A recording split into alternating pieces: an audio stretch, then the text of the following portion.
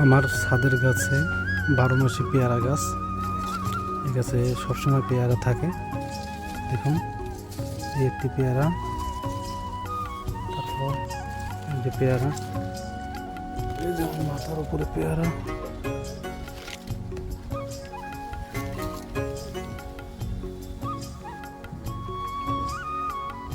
এখন আমি এই ড্রামের মাটি পরিবর্তন করব। কিছু অংশ মাটি তুলে এখানে নতুন করে জৈব সার মিশ্রিত মাটি দেব।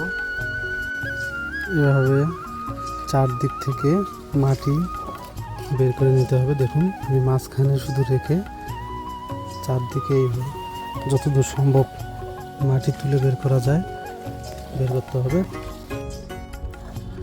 এভাবে পুরো হাফ ড্রাম আবার নতুন মাটি দিয়ে ভরাট করে দিতে হবে।